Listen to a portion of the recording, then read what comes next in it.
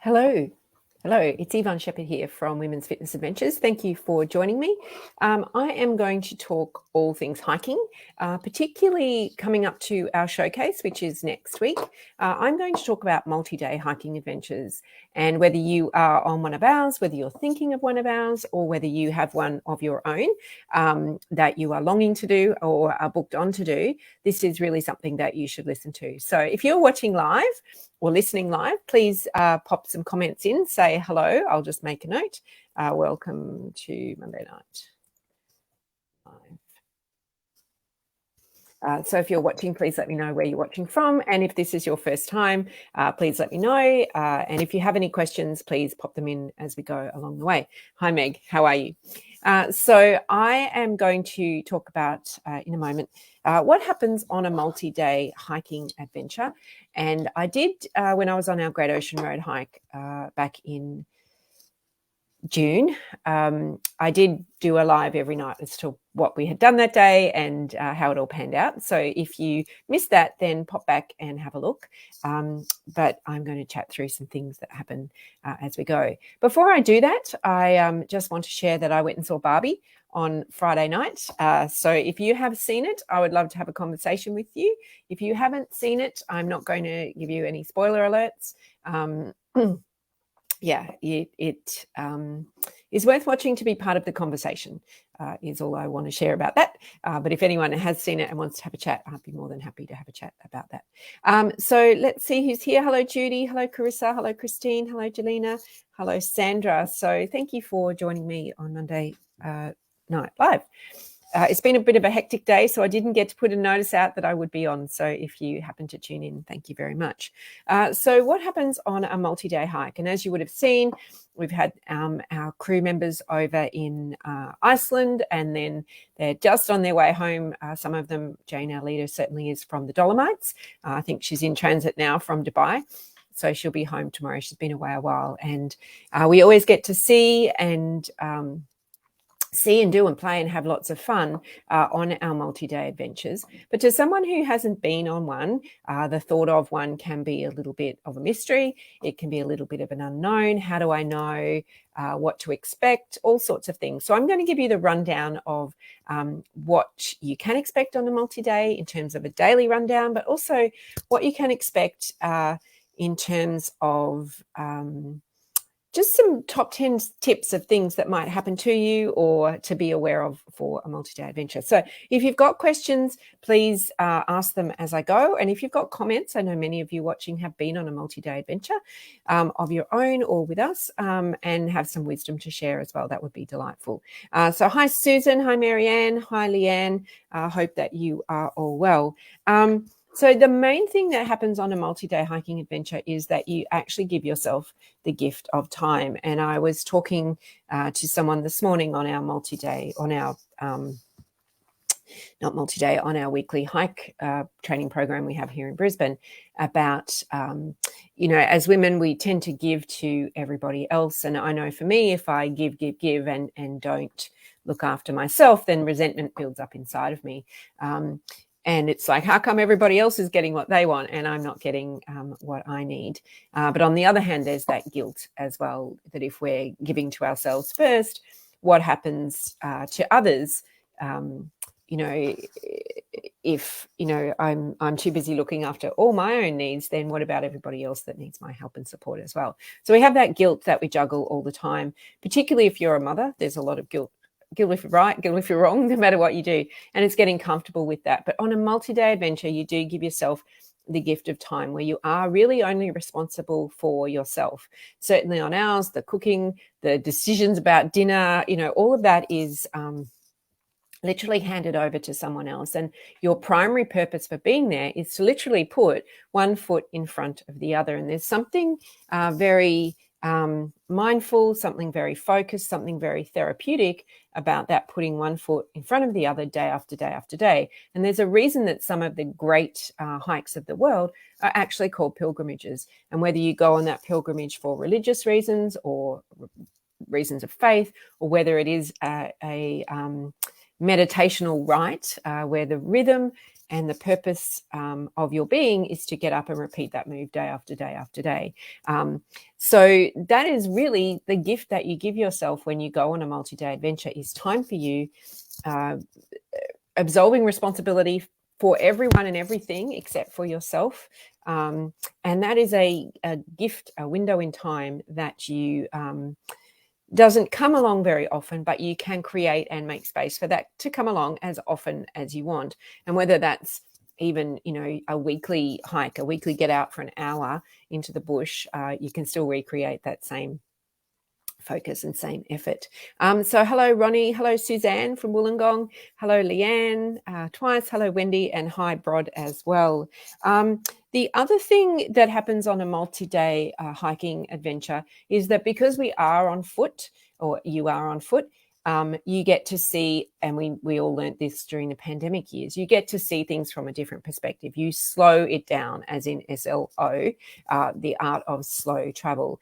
And you see things, you experience things that you cannot see when you whiz by in a car. For example, the Great Ocean Road hike that we do, we only come close to the road, I think twice, once at the lighthouse and once at Castle Rock, I think it is. But from the rest of that, you never see, people driving past in the car will never see the things that you see on the Great Ocean Road hike, or the Great Ocean Walk as it's known. Because you are moving at a much faster pace in the car, or speed, but you're also only stopping at those key highlight points, and you miss, my favorite day on that trail, Moonlight Head Day, where you actually are so far in from the road and can only, you can see literally both sides all the way up and all the way back, and you can't capture that. So you get to see this diverse scenery, the landscape that changes all the time. You get to see the minutiae of the wildlife. You get to see the tiny insects and plants and, all of the things that happen. You get to see the mud. Some of us got to see more of that than we wanted to on our last adventure on the Great Ocean Road as well. But you get to experience the heat and the climate and the smells and all that surrounds you, and really be totally immersed in the moment. So if you've just tuned in, I'm talking about what happens on a multi-day hiking adventure, or in a microcosm, a half-day adventure, or an hour out if you can get out into the outdoors. And hi, Alethea. The other thing is, on a multi-day hiking adventure, and this is really important when you're looking at choosing your own adventure to do, is that we at Women's Fitness Adventures generally hike every single day. And the reason for that, it is a fitness holiday. Yes, we might like a glass of wine. Yes, we might like our coffee. Yes, we might like to look at the shops. But our primary sense of going is to have a hiking holiday where we are out and we are active every single day. And whether our hiking distance says 8 kilometres or 18 kilometres, you'll notice on the bottom of all our itineraries, when you see them pop up later this week for next year, is that regardless of hiking time, we are outside all day. So for that reason, we see and experience all that we possibly can in a local area. We immerse ourselves with the local community, with local hotel providers, with local guides, and really try and understand and appreciate everything about that environment that we're in. And for that reason, we don't stay in 5-star hotels. We stay in very clean and very comfortable locations, but we are not at our hotel all of the time. We are at our hotel to sleep, to eat breakfast, to come back at the end of the day and wash and have a shower and then head out for dinner. So, literally our awake time at the hotel might be 2 to 3 hours. So the point of our hiking holidays is that we are outside all of the time. And if you're looking at a walking or hiking holiday, that's something to really consider, is that if you are a 5-star kind of person who loves, the pool and lounging by the pool and the cocktails and the reading of the book and the sitting on the balcony, that's fantastic. I love that too, but I don't mix the two, a hiking holiday, with that. They need to be separate, because I don't want to waste my money on a 5-star hotel when I'm not going to be there. So that's something to really consider. And with the hiking every day, depending on how an adventure is graded, you are literally hiking every day. And it's day one. I guess a really important thing is to know how a multi-day hike works so that you, when you get on a multi-day hike, you understand and appreciate the hidden language of a multi-day hike. And that's what I'm here to share today. So that hidden language is, you don't want to go out guns blazing day one, proving that you can be at the front all day, every day, and then not being able to back it up day two. Day three is usually, or end of day two is usually the meltdown day. If anyone's going to have a meltdown, it's usually after day two. You're tired from day one. Not only is the hiking, and hopefully you've chosen the right level of adventure for you, not only is the hiking physically demanding, any hiking is physically demanding, but you've had to think about a whole lot of new things as well. The brain is working in overtime. The sights and sounds that we're seeing, the listening, the moving along, the hiking, the just being outdoors in itself all day is quite tiring. So backing that up for day two is great. Same thing again, but by the end of day two, you're generally feeling a little bit fatigued, and day three might be the meltdown day. Night two might be the meltdown day if there's going to be one. And then by the end of day three, you're literally walking into your next level of fitness. And we've seen this happen for almost 10 years now, is that, it's great. There's a little bit of a slump, and then all of a sudden we start to really increase in our capacity for hiking, our enjoyment of the hiking as well. So just be aware of that on a multi-day hike, that it is a phenomenon, perhaps, that, when you are out hiking every single day, your body will fatigue. So you need to pace yourself in terms of your hiking speed and your hiking skills, which is really why it's so important to match where you are with the adventure, or where you are, where you want to be with the adventure that you want to do. But it's also important to make sure that you eat well, that you eat really well. And as women, I think I've said this before, we stay away from carbs generally because we think they're nasty, or they'll put on weight. And we might not snack, or we might snack. So really important on a multi-day, because we are consuming distance and burning energy every single day, that it's really important that we eat well. I said it before. A multi-day hike is not the time to go on a diet, and it's important that you fuel well. When your body consumes or uses sustained energy for 90 minutes or more, especially if you're hiking and there's hills in it, then you need carbohydrates to draw on. Those carbohydrates aren't cream buns and that sort of thing, but they're quality quality carbohydrates, like toast with eggs, or oats and yogurts and fruits and stuff like that for breakfast, and always having a handy snack. The other thing is to make sure on a multi-day hike, because we are doing these consecutive days, that you are consuming enough liquids, and that liquid being water, water/hydrolytes, staying well and staying hydrated, and making sure that you get enough water into your system, or liquids into your system, at the beginning of the day, not trying to play catch up at the end. And if you start to get the giggles or the sillies later in the afternoon, it means you haven't really drunk enough water. And that's happened, drunk enough water. That's happened to me as well.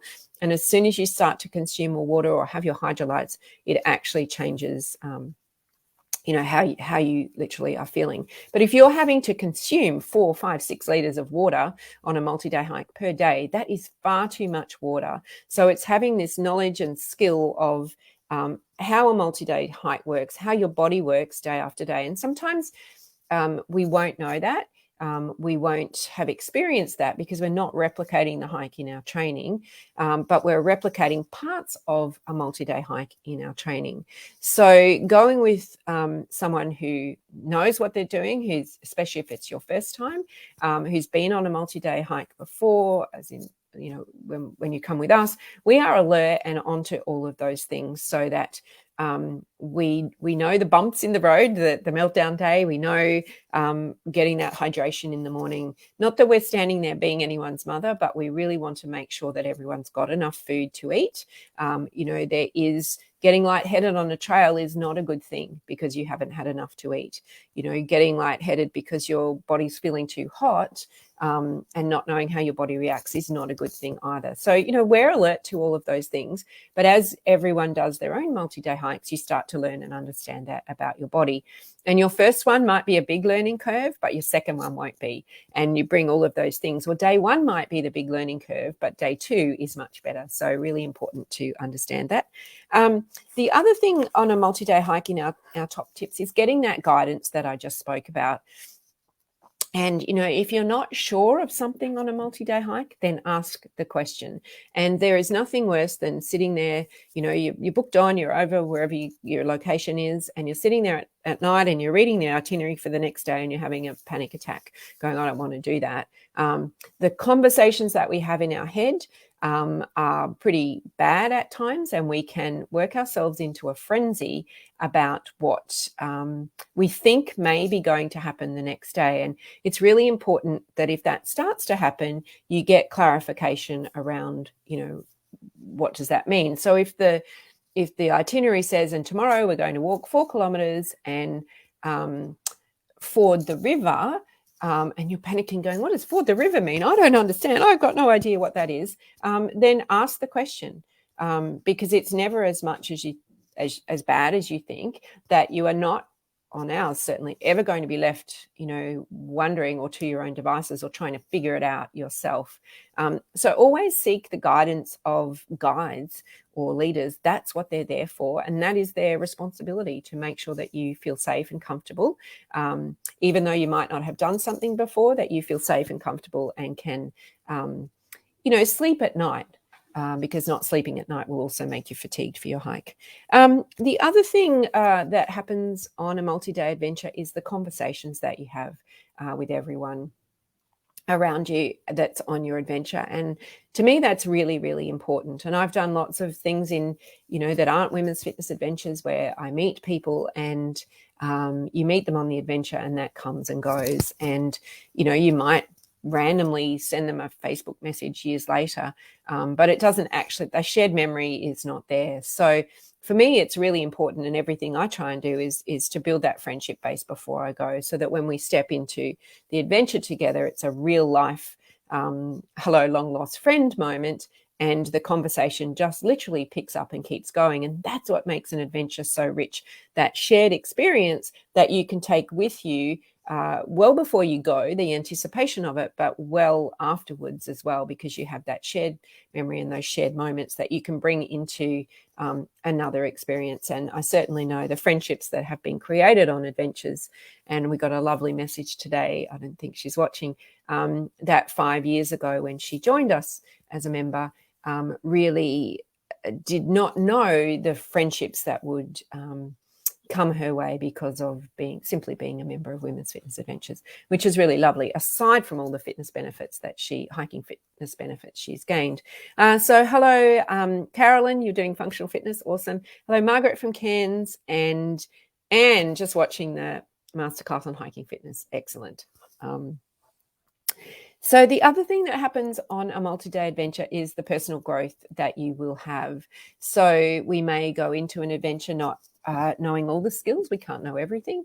So we might bring some new hiking skills home. We'll certainly bring home a different level of hiking fitness, but also we'll begin to understand the region, the location, the environmental impact that it has, the consequences of action or inaction, how the locals live, how the locals survive, the history. All of those things contribute or go into us to make us a changed person when we come home. We are the sum of all the experiences that we have.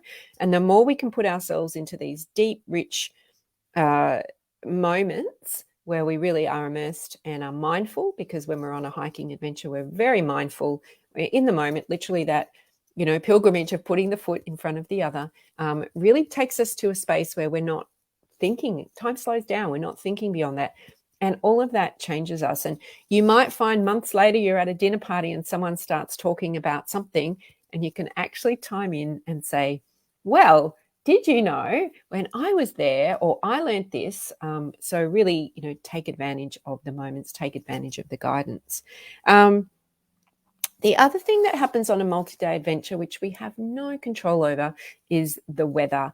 And it's really important to, if you are going on a multi-day hiking or walking holiday or thinking of one, or even just going out for a few hours, is that you have this adventurous spirit in your mind as well, that the weather can change things. Track conditions can have changed. Trees can have fallen down. Paths can be, under maintenance. The weather might completely change the itinerary. There may have been a fire there the week before, and access is closed. There might have been a landslide, and for safety reasons that trail isn't open at that time. So really important when you set your mind to a multi-day hiking or walking holiday is that you go into that with an adventurous spirit, that your mind is that, yes, this is the itinerary, but think of it as the framework for the location that I'm going to be in. And if it all goes to plan, that's fantastic. And look, probably about 90% of the time it does. But sometimes it does need to change. And on those occasions, from what I've found, are actually the moments that make the adventure, where, oh gosh, it didn't go to plan. And I remember, I think I've said this before, Jane and I were in Tasmania back in 2016. Gee, that seems like a long time ago. And it was pouring with rain. And we were on a trail that we weren't meant to be on because the other location had been closed. And we're trying to eat sandwiches and make the sandwiches, and it was pouring with rain. And we literally are eating this soggy bread and could not get it down our throats. It was so bad. And that's something that still sticks with us today, all those years later, out of all the places we've been and seen, because it wasn't on the plan, and it was a change of adventure, and it was just something that, we were all open to, and it just made the moment of the adventure. Someone's looking very angry at me with that emoji. I hope you've pressed the wrong button. And whoever that was, or worried, one of the two. And the other thing that happens on a multi-day adventure is, of course, the success at the end. And there is no better feeling. It's a bittersweet moment, though, but there is no better feeling than getting to the end of the trail and celebrating with the people that you are on that hiking holiday with. That feeling of elation, that feeling of success, and that feeling of... it's literally life, that putting one foot in front of the other, that when you started your, walk 3 or 4 days ago, that you never thought that you might be able to do this. And I know with our Couch to Mountainers over the past couple of years, what started as an idea turned into a dream, which turned into reality, which turned into major success that's been the springboard to so many other things. But if you look back, we think, I would never have been able to do that, or never thought I could do that. So that moment of success at the end of a multi-day adventure, which is where the celebrations are, is a real bragging rights moment. It's a real sense of achievement. And I often say at our awards dinner that we have, that no one can ever take that away from you. Whether you've hiked for half a day each day, or a whole day each day, or full pack, all the time, no one can ever take that success away from you. And if life brings you down, then just think back to those moments on the trail that were successful. And what was it that made you successful? You just kept showing up. You just kept putting that foot in front of the other. You literally were just swimming in your own lane, doing your own thing. And if there were moments on the trail where it was pouring with rain, or it was a hard slog uphill, they pass. Just like life, the ups and downs pass. So that success at the end of each adventure, when you finish the trail, isn't just about finishing the trail. It's about every other element of your life coming in. And if you think of it like that, that's a really great moment to have. And that's why it's a little bit bittersweet as well, because that time for you and everything is coming to an end. But it's that great feeling of success as well. So, Alethea, you've clearly been listening to what I said. You've been focused on my scarf. No, this one is not for sale. You can get this if you go on one of our multi-day adventures. So there you go. So that's kind of the overview of what happens on a multi-day, but what actually happens daily. So daily is this: you meet the group. This is ours. You meet the group. We have a welcome dinner. So you meet in location. So I'm currently working on our Crete itinerary. So our goal is that we will meet at the airport in Athens, and we all will fly across to the airport Chania in, I don't think it's pronounced that way, in Crete. The Greeks can tell me otherwise. And we get picked up and we have our welcome dinner that night. So that's what happens. Then we all go off to sleep, or we have a briefing about what happens the next, the overview of the adventure, and then what happens the next day. What do I need to pack? What do I need to wear? How much water? What about lunch? What about stopping for food? Are there toilets along the way? What shoes do I wear? Will I need a raincoat? All of those questions that you might be wondering are what we go through in the briefing the day before, every day. And then there's an opportunity to go pack your bag, and then we have dinner, and then it's bedtime. And then we get up the next morning and do the same. So we always have a good breakfast. We may have to transfer to the start of the trailhead or walk from wherever we're staying. Our guide, if we're generally on majority of our multi-day adventures, we have an in-country guide that they will meet us either at our location or at the start of the trailhead. And then we'll hike for a couple of hours, stopping for photographs, stopping at viewpoints or history. But also after a couple of hours stopping for a snack. If anyone needs to go to the toilet, we make arrangements for that as well, or off the trail.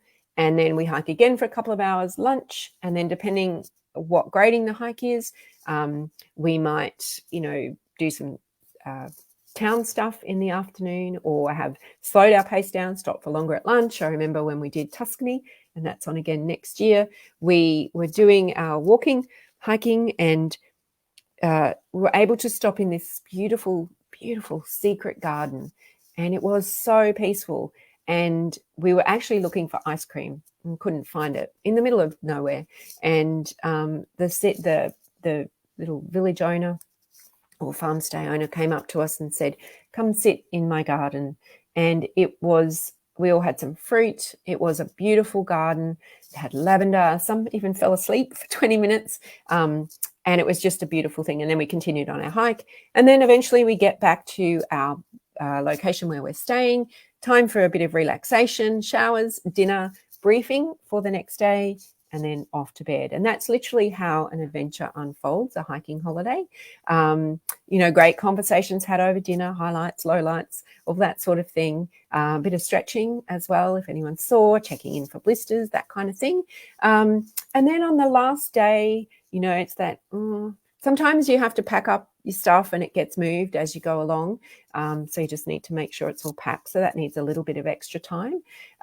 Sometimes we might start really early, depending where we are, depending if it's hot.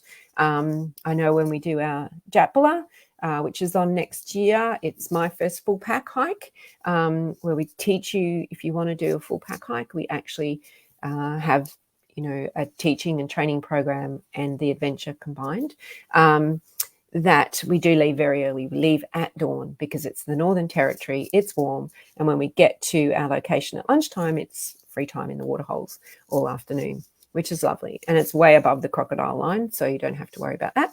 And then at the end of the adventure, on the last night, we have our celebration dinner and awards dinner, and it's a great moment. It's a reflection of everything that's happened over the course of the week and the celebration of every single person on our adventures, every single person's success on that adventure. And it's such a great moment. And then off to bed, and then the next day is home time, or some people have become friends and had planned beforehand to move on to another place on their adventure. So that's kind of like what happens on a multi-day adventure, the macro and the micro. And I hope that everyone found that useful, because our showcase is coming up next Wednesday, not this Wednesday.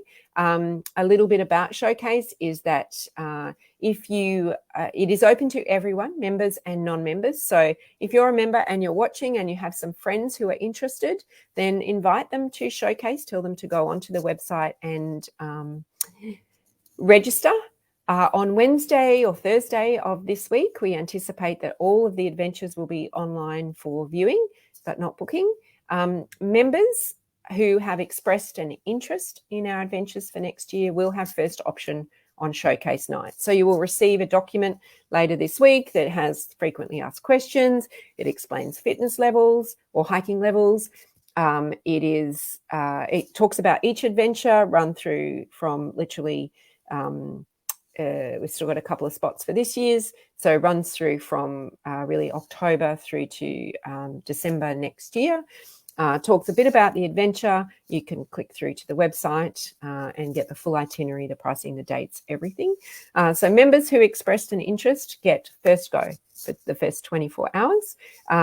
Then after 24 hours, and all the dates are in there, it is open to all members. And then after another 24 hours, so 48 hours, it is open to on our website for anyone to book into. So if you are even thinking of an adventure, and Alethea, okay, you've got lots planned for next year, then I encourage you to get your name on the expressions of interest list. We will be opening the adventure as we talk about it on Showcase. So on Showcase night, I am going to, it's a webinar format. There's lots and lots of people registered because it's nice to dream. Even if you have no intention of coming on an adventure, it's really nice to dream, because how nice have the Iceland and Dolomites and my Great Ocean Road, how nice has it been to wake up or at the end of a day, see the photos of women just like us doing amazing things. It's really inspirational. And whether our goal is to do a walking holiday or not, it's really nice to see that women out there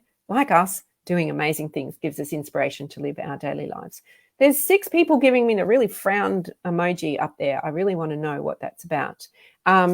The other thing at Showcase is when I talk about each adventure, it will be opening as I talk about it. So if you are really dead set keen on an adventure, then I encourage you to make sure that you are there and watching it. And there will also be some prizes for attending Showcase that will be given out at the end of the night, or announced at the end of the night. So you need to stay on for the whole thing. So let me just check in with some questions here. Or comments. So Patricia says, my first multi-day hike was the Great Ocean Road walk. It was a huge learning curve for me, but I finished it because of the support of the leader, which was Trish, and my fellow hikers. I then did Couch to Mountain and haven't looked back. No, you haven't, Patricia. You are literally a hiking machine. Belinda is so excited. I'm assuming, Belinda, that's about Showcase. But hey, if your day is so exciting, then that's a good thing. Brod says, is India still planned for 2024? Brod, we are working on India. It won't be, highly unlikely that we'll be talking about it at Showcase. It doesn't mean to say it won't come on, but we are still trying to build an itinerary that fits our fitness needs. So that one is just it's not on the back burner. It's just still building on that one. Hi, Suzanne. Leanne, do we have to put the deposit on that night too? Yes. So to secure your spot on the adventure, it literally opens up like any other adventure on the website. So you will need to put the first payment down to secure your spot. So Meg, better get your skates on for EOI. Yep, and I know there's lots of you that have put lots of things on there for EOI. It doesn't mean you are obligated to do any of them. It just means that if you decide that one is for you, then you get first option. And if you go, well, actually, I don't want to rush into this, I'm happy to sit back, then that's okay too. Just bear in mind that if you don't want to make a decision on the night, I'm getting more 9. Now I've got 9 frown horn emojis up there. Then sometimes they fill out really quickly. So just be mindful of that when making your choices.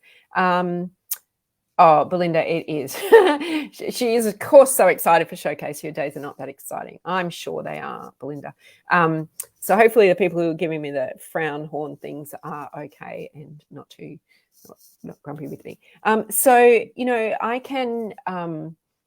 I guess it's really hard for me to, I try, and we try through all our pictures and videos to share what happens on a multi-day hiking holiday.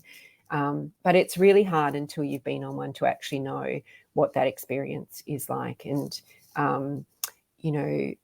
for me, it's just getting back to finding me. And I think that that is really important in a world that's so busy and so cluttered and so much distraction and stuff going on.